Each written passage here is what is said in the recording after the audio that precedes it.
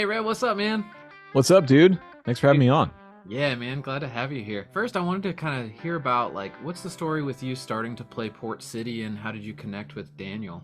Man, it's actually an interesting story. So in 2010, I was in music school at AIM, Atlanta Institute of Music. I was 20 years old and was getting to the point where gigs were starting to happen and opportunities were starting to come up, but I didn't have an amp. I had like a Vox Valvetronics, little bedroom practice amp thing.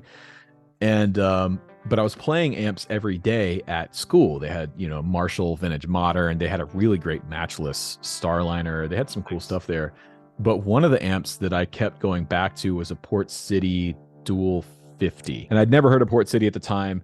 Didn't really know much about them. I just know that I liked how that amp sounded. And after going back and forth, I decided, like, yeah, I think I might want to get one. And my dad, uh, like a week before Christmas or 2 weeks before Christmas, reached out to Daniel without me knowing and told him the whole situation. My son's, in school. He's wants to become a professional musician. He needs a good amp that's going to be like his workhorse amp, and we want to get it for him. So Daniel built me a Pearl like really, really quickly.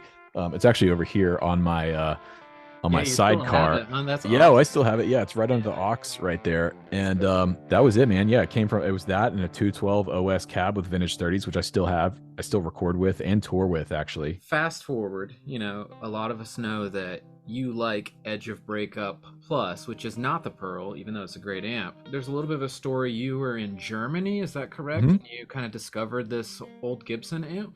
Yeah, so the Edge breakup thing came out, it took me a handful of years of playing to kind of find, I think, my sound as it is now, which is typically like a good amp on the edge of breakup to pretty driven, and then a good boost pedal, a one or two fuzzes, really love fuzz, and then generally some kind of overdrive, but mainly just a boost, and then using the volume knob on the guitar. Yeah. And in 2021, I went over to Germany to record an album with an artist named Roofman at this amazing studio called Clouds Hill in Hamburg. Gorgeous, like fully analog. We were tracking full band in the room through a vintage Neve to a tape machine, like old school production. They have this amazing selection of amps there. And one of the amps that I kept pulling out and using on the session was a 59 GA50 Gibson amp. And it was cool for a couple of reasons. One, it had mismatched speakers. It has, I believe, a 10 and an 8 Oh, in wow. that cab.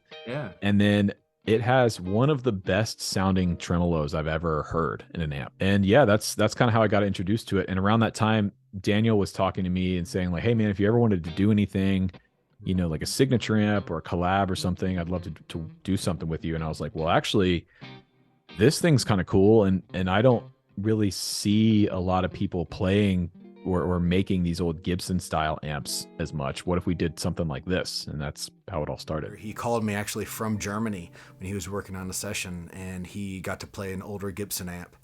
And he said, "Daniel, this is it. This is like the best sound I've heard."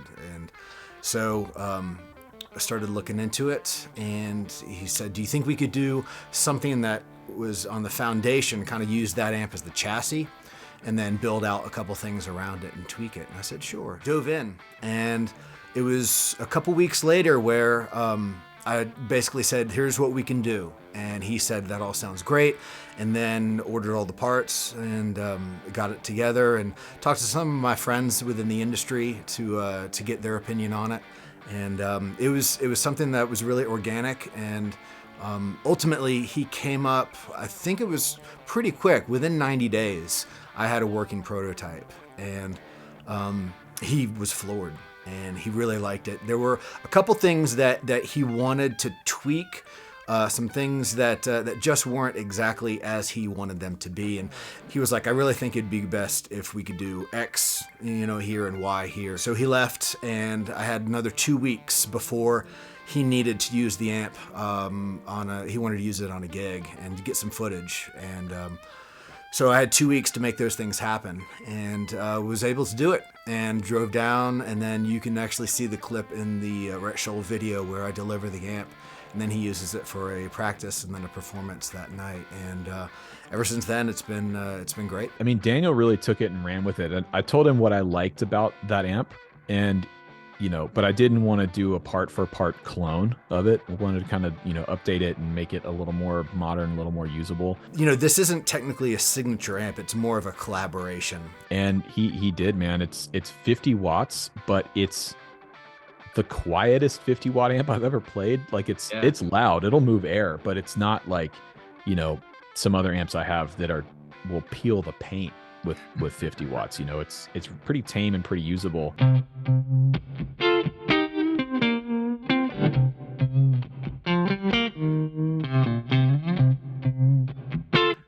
And it's mostly clean, which is another thing I actually like about it. It'll get to edge of breakup, but you really have to get the master volume to like 3 o'clock, probably like 80% of that pot's capacity before the amp starts to break up. Yet we did that because I wanted it to stay usable, where like some amps, they have a great overdrive sound, but once you get past that overdrive sound, they just start to fall apart and just pure compression and or they get really flabby in the low end or really harsh in the high end. And I just knew that basically the way I use the amp is I want to set it right to the edge of breakup, and then I'm going to hit it harder with a higher output pickup or with a boost, or a fuzz. And I want the amp to hold together and stay composed under that. So it's got plenty of headroom, and the most active EQ section I think I've felt in an amp before.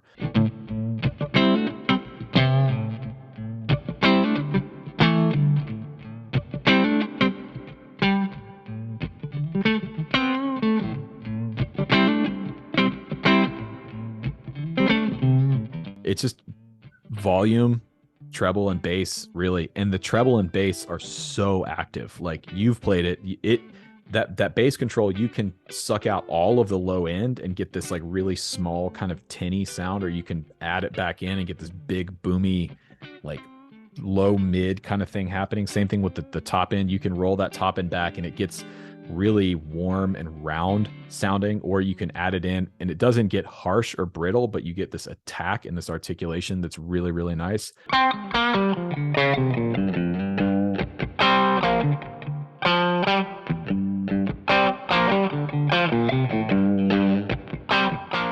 And for me, it's like, it does what I needed to do.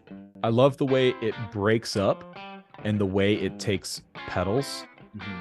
Specifically fuzz, because certain fuzzes, like a big muff or something, you can hit the front end of an amp and absolutely just blow it to pieces, which sometimes is cool. But like, what I look for out of a good fuzz is I want that like raunchiness and that distortion and that saturation, but I also still want control and I want articulation. Like, I want you to be able to hear what I'm playing.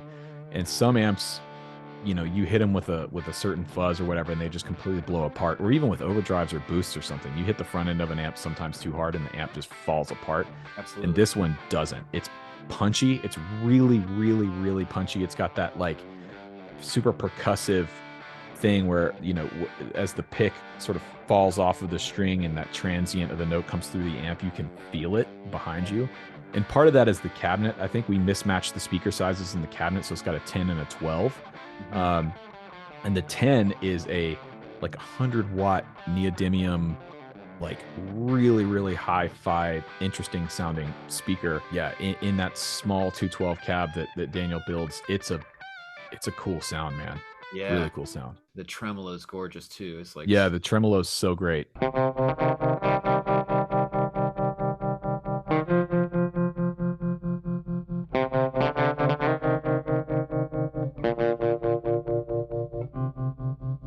It's so great because it'll go really, really slow, which I like, or you can get the super fast kind of helicopter chop trim out of it too. It's so good.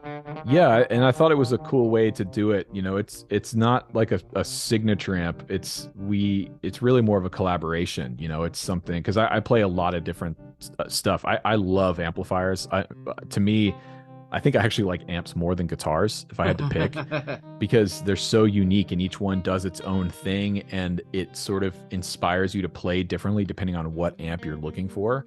And so I just saw an opportunity to do something a little bit different than what I saw a lot of other people doing, and bring something that is really, really usable and really versatile, but still has its own character and its own sound, and then take whatever you put in front of it and sort of accentuate that in a cool way, you know.